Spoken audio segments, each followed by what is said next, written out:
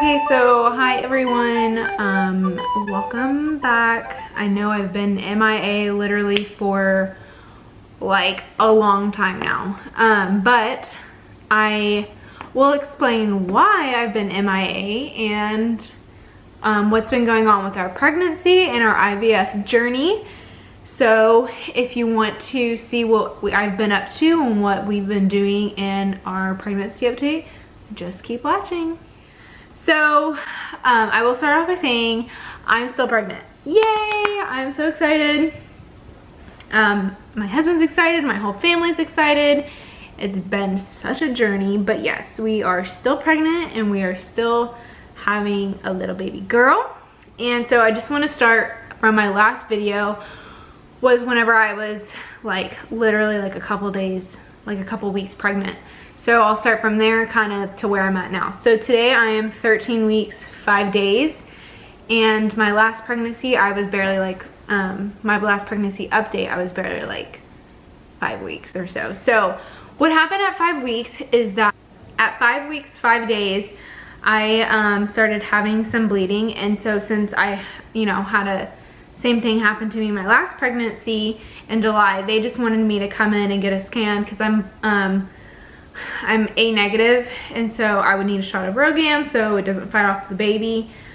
So here's the picture from that, and at 5 weeks it's super early, like just the gestational sac has formed. So this is the sac and this is the bleed. This is the small part of it, but it went all the way around the baby.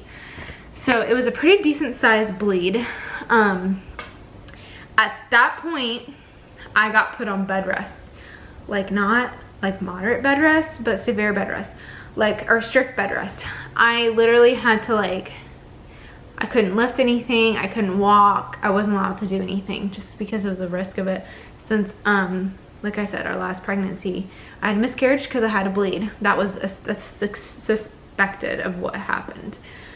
So I got put on bed rest, and then after that, around 7 weeks, around 6 weeks, I went back in, and so like a couple days later, and they went in to monitor the bleed, and at that point we had a little fetal pole, and then the bleed kind of dried up a little bit. It's still there, but you can see that it was turning gray up at the top. So this is a good sign, and we actually had a fetal pole. And then I went back another couple days later, and we had a yolk sac, and the bleed was completely dry by then, and they were just making sure that the pregnancy was progressing like it was supposed to. But at this point you can see that the bleed had completely dried up.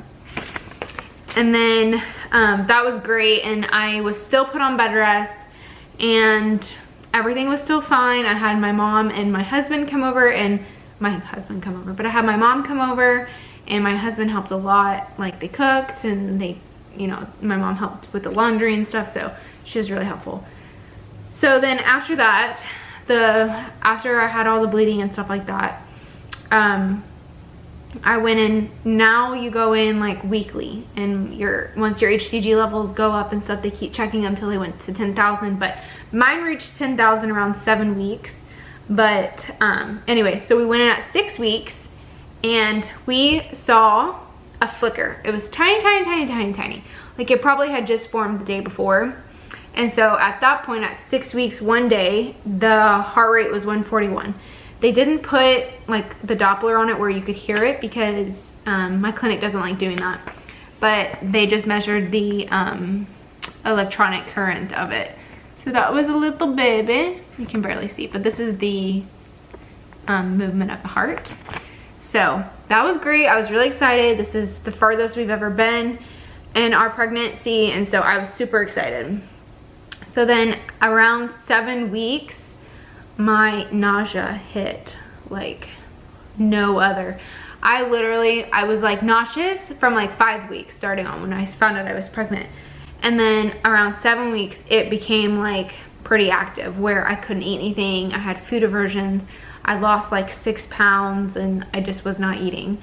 So they tried to order me some Bonjesta, which that didn't really work out. The company is like awful, and whatever. So then finally they put me on Phenergan, and that stuff helped a lot, because then the nausea turned into vomiting, where every time I ate, I'd vomit.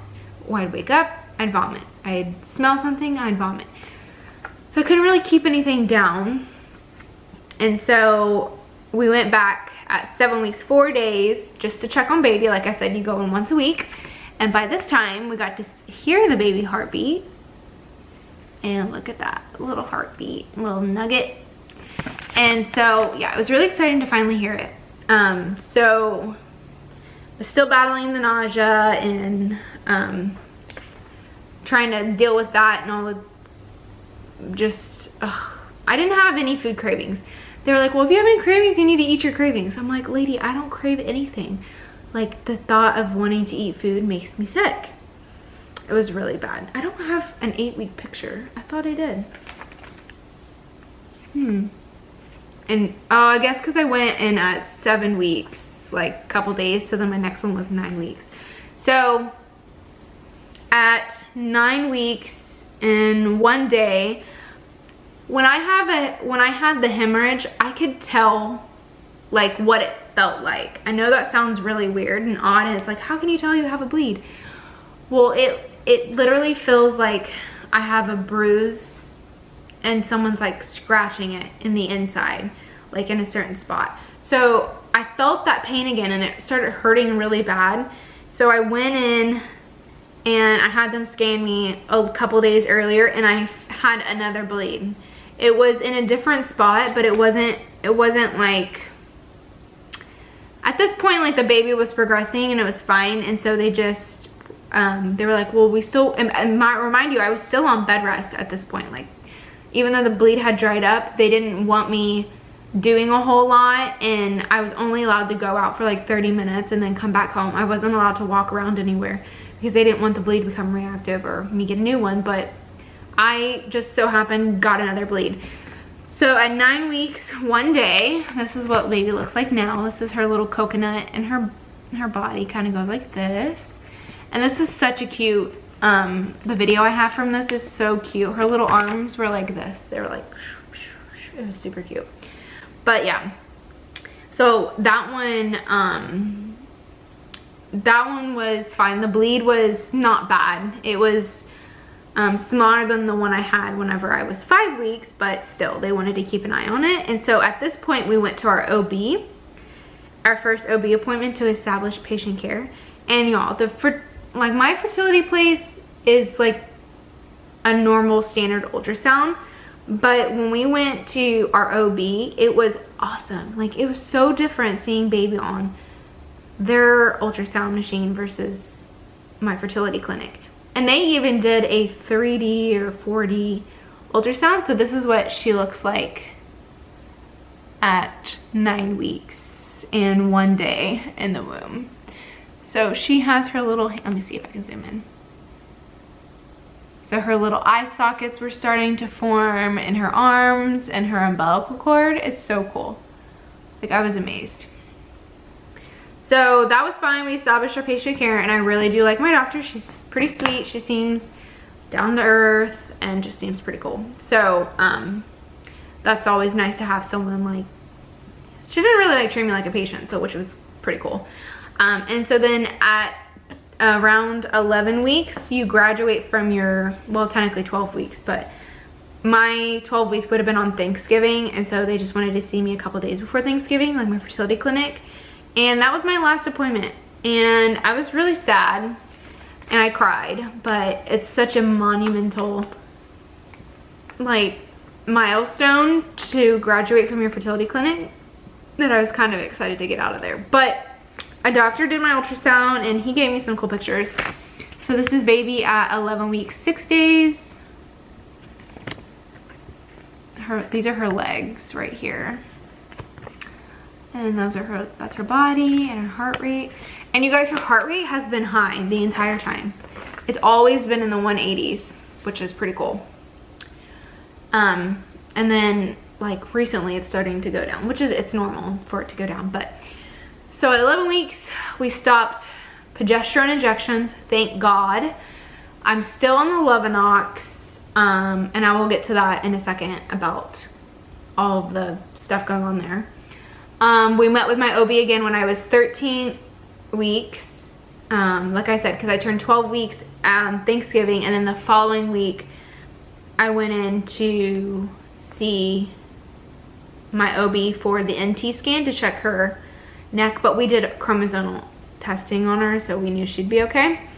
So we did that, everything was fine. We met with the doctor, and she's like, well, you know, you are on the Levinox and your blood clotting factor was low, hence why I was on the Levinox. And she said, well, I want you to go see a high-risk doctor. So a lot of people think like when you do IVF, you will automatically be considered high risk. And I thought that too before I got pregnant and before I got involved in all of this stuff. But you're fine. You're fine. You are pregnant just like every normal pregnant person.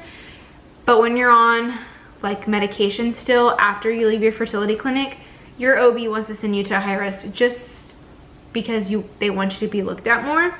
And she told me that I could come off the Levinox, but she wanted, like I said, the high risk doctor to look at everything and make sure it's okay. So today is December 5th, and I finally had my appointment with my high risk doctor, and he told me that he doesn't want me coming off the Levinox since my levels were low when I wasn't pregnant, and he wants me to stay on it, and then he's gonna switch it from Levinox to heparin around like 32 weeks or something like that before I deliver, just because the Levinox, if you're taking that and then you go to deliver, he says that when you do an epidural, you could have fluid and bleeding in your spine, just because you're on a blood thinner. So, well, the type of blood thinner I was on. So he's gonna switch it, and then he said that he did see still a little bit of sliver of another active bleed up towards my placenta, and he said that people who go through IVF and get pregnant through IVF are at higher risk for subchronic hemorrhages, which I did not know that. I knew that like everyone could have gotten a hemorrhage when you're pregnant. It happens, but for some reason IVF babies are stubborn. I mean, that's just the truth of it. They're stubborn little nuggets. And so he told me to be on like pelvic rest for a little bit until, because I was telling you I was having some cramps, and like I know some cramps are normal, but I was having a little bit of cramps. Like I've had them every day for like the past 3 days. They're not consistent, and they're not like stronger than like period cramps or anything like that. They're kind of just mild. When the cramping stops, then I can come off pelvic rest. Let's see. And then he told me I can take Unisom and B6 to help with my nausea, because I'm still really nauseous, like really bad. Some days I have good days. Yesterday I had a good day and I was able to eat, but then today is a pretty bad day. I didn't throw up today. I've been making sure like every time I feel nauseous to drink water, and I carry like a jug like this big with me, no joke. Like it's like a little water bottle, and I drink it, and I fill it up about 4 times a day. I'm drinking a lot of water just because I don't want stretch marks. So that's up with baby. Everything looks good. She's still a girl. We knew she was a girl, but we confirmed it today.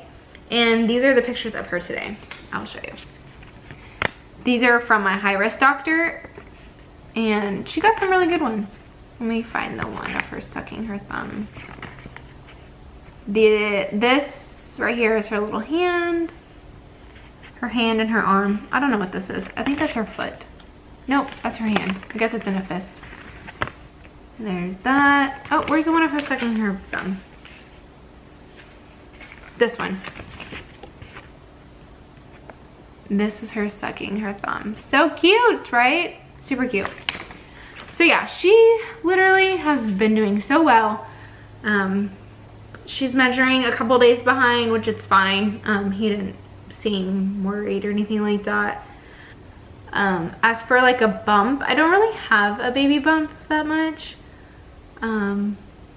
It's kind of there. It's like I said, if you've been following me on social media, you can see like it's It's like rounding out. Before it was like kind of just pointy right here, but it's rounding out. And you can't really see because of the Christmas tree, but yeah. And then I have nasty bruises from the Levinox. Yeah, so that's what's been going on.